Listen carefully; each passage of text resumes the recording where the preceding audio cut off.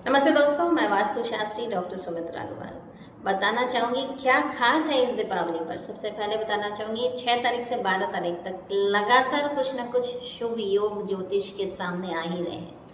आप में से काफ़ी लोगों ने काफ़ी खरीदारी की होगी पुष्य नक्षत्र पर। एक खास बात बताना चाहूँगी, 6 तारीख को गज केसरी योग था, 7 को शुभ कर्तरी योग था। बात करें आज की, तो आज है इंद्र दामिनी और स्थिर योग। और इस दिन सबसे महत्वपूर्ण है कि या तो आप कोई ज्वेलरी खरीदें, कपड़े खरीदें, स्टेशनरी खरीद सकते हैं, या कोई शेयर में अगर निवेश करते हैं तो शेयर खरीद सकते हैं।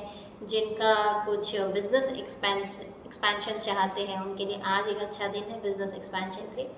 बात करती हूँ 9 तारीख को क्या खरीद सकते हैं। तो 9 तारीख को पहले बता दूँ, दो खास योग है, शुभकर्तरी योग है, उसके साथ उभयचारी योग है। ये दो महान ज्योतिष के योग है। तो क्या क्या खरीद सकते हैं बताना चाहूँगी। फर्नीचर खरीद सकते हैं, चाहे तो मशीन्स, अगर आपकी कोई कंपनी है उसमें कोई मशीन्स है, या कोई लेडी है वो कोई नया व्यवसाय शुरू करना चाहती है, सिलाई का काम करना चाहती हैं, तो अगर सिलाई मशीन खरीदना चाहती हैं, या कोई भी उद्योग है जिसमें आप नई मशीन खरीदना चाहते हैं, तो उसके लिए खास दिन 9 तारीख है। जो वाहन खरीदना चाहते हैं, काफ़ी लोग दीपावली का इंतज़ार करते हैं ऑफर्स के लिए, और काफ़ी लोग को बोनस मिलता है तो वो नया व्हीकल खरीदने की सोचते हैं, नई गाड़ी, चाहे वो साइकिल हो, स्कूटर हो, बाइक हो, या फोर व्हीलर हो, या कोई ऐसे इंडस्ट्री में हो जिनको जेसीबी खरीदनी है या लॉरी खरीदनी है, उन सब के लिए काफ़ी खास दिन है 9 तारीख। अब बात करूँगी 10 तारीख की, तो 10 तारीख को शुभ कर्तरी, वरिष्ठ, सरल, सुमुख, अमृत, इतने सारे योग बन रहे हैं। तो आपके लिए सबसे विशेष इस दिन 10 तारीख की अगर बात करें, उस दिन हम सब जानते हैं धनतेरस भी है। तो खास क्या खरीदें, व्हीकल खरीद सकते हैं, गाड़ी खरीद सकते हैं, मशीन खरीद सकते हैं, और कोई भी गोल्ड ऑर्नामेंट्स, ये सब जो भी ज्वेलरी खरीदना चाहते हैं वो तो खरीद ही सकते हैं। 11 तारीख की बात करें तो 11 तारीख को ऐसे तो नरक चतुर्दशी है और वो समाप्त हो रही है 12 तारीख को, जिस दिन हम दिवाली करेंगे। तो 11 तारीख को प्रीति योग है और सर्वार्थ सिद्धि योग।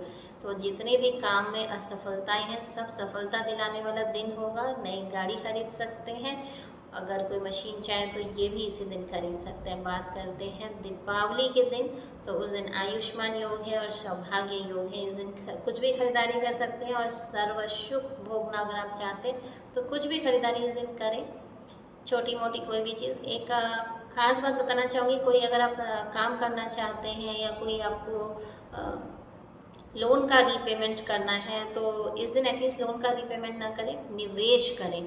खास बात एक चीज़ बताना चाहूँगी कि ये जो पूरा पीरियड है 6 तारीख से 12 तारीख के बीच, इसमें क्या है जो नहीं खरीदना चाहिए बता दूँ आपको। लोहा ना खरीदें, स्टील ना खरीदें, प्लास्टिक की चीज़ें ना खरीदें, क्योंकि कहीं ना कहीं ये आपके धन को बढ़ाएगा, नहीं घटाएगा।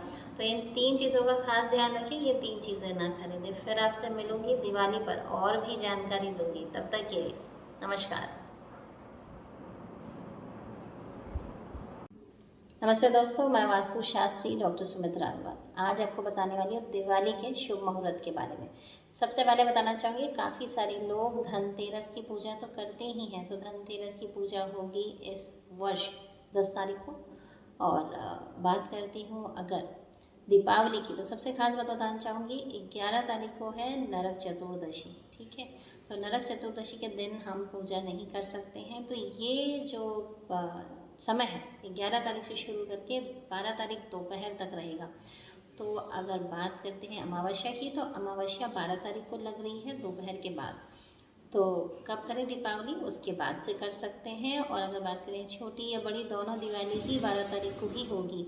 अब मुहूर्त की बात करें तो शाम को 5:40 से शुरू करके 7:36 तक शुभ मुहूर्त है दीपावली का।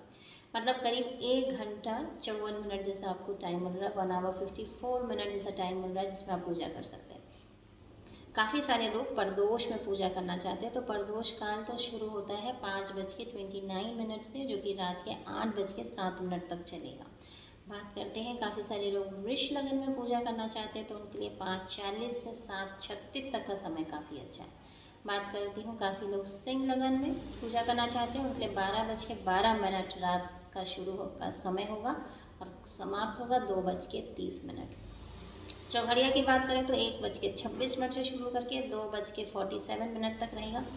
शुभ अमृत और चल योग की अगर बात करें तो इसके लिए शुभ मुहूर्त समय है 5:29 से शुरू करके 10:26 तक। काफ़ी सारे लोग जो ऑफिस में वर्क करते हैं रात में ही अगर पूजा कर पाते हैं तो उनके लिए 1:44 से 3:23 तक का समय काफ़ी शुभ रहेगा दीपावली मनाने के लिए। नमस्कार।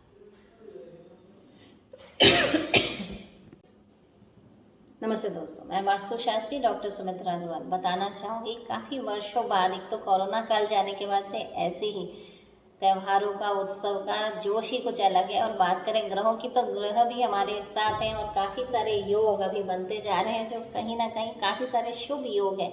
आज इस बार पूरे ही साल हर तीज त्यौहार में काफ़ी सारे शुभ योग बने। अगर बात करती हूँ दीपावली की तो कौन कौन से खास योग बन रहे हैं वो बताऊंगी और उनकी खास विशेषता क्या है ये भी बताऊंगी।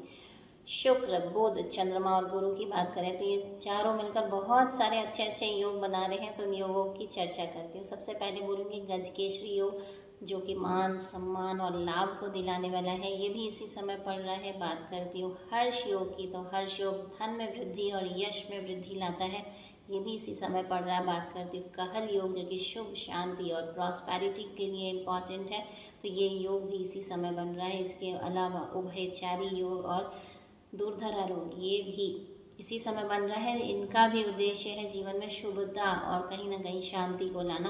तो देखिए, कोरोना जाने के बाद शांति के लिए भगवान ने भी काफ़ी सारे ग्रहों के कॉम्बिनेशंस खड़े किए हैं और हमारे जीवन में शुभता और शांति बनी रहे, इसकी हमें भी चेष्टा करनी चाहिए।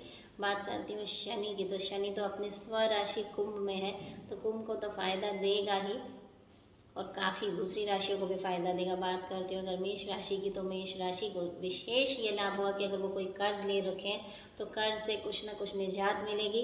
दूसरी बात करती हूँ मिथुन राशि की, मिथुन राशि को कहीं ना कहीं से तरक्की मिलेगी। अगर वो जॉब में है तो इम्प्रूवमेंट होगा, पद प्रतिष्ठा बढ़ेगी या सैलरी इंक्रीमेंट होगा। बात करते हैं अगर कन्या राशि की, तो कन्या राशि के व्यक्ति में सबसे महत्वपूर्ण एक चीज़ होगा कि उनके अगर पुराने किए हुए कोई निवेश हैं तो उससे उनको लाभ होगा। कुल मिलाकर लाभ ही लाभ होगा। बात करते हैं वृश्चिक राशि को, तो इनको धन मिलेगा।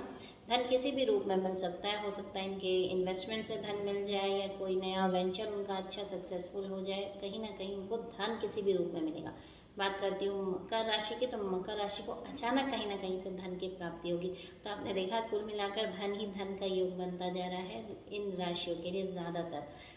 दो और योग की बात करूंगी इस दीपावली पर। आयुष्मान योग भी बन रहा है और सौभाग्य योग। कहीं ना कहीं आयुष्मान योग हमारे आयु वृद्धि के लिए और हमें सुख शांति के लिए इम्पॉर्टेंट है। सौभाग्य तो हर प्रकार के सौभाग्य को दिलाने वाला है। तो इस प्रकार के योग हमारे जीवन में आए हैं इस दीपावली पर। तो एक छोटी सी कथा बताना चाहूँगी। हम सब जानते हैं कि भगवान ने वामन अवतार लिया था। तो जब वो वामन अवतार लिए थे और राजा बलि के पास पहुँचे थे, तो आपको पता होगा कि भगवान ने 3 पग में पूरी पृथ्वी और सारे जो जितने भी उसकी संपत्तियां थी सब नाप ली थी। ये कब हुआ था आप जानते हैं? ये इसी समय हुआ था, इस दीपावली के इन 3 दिनों में।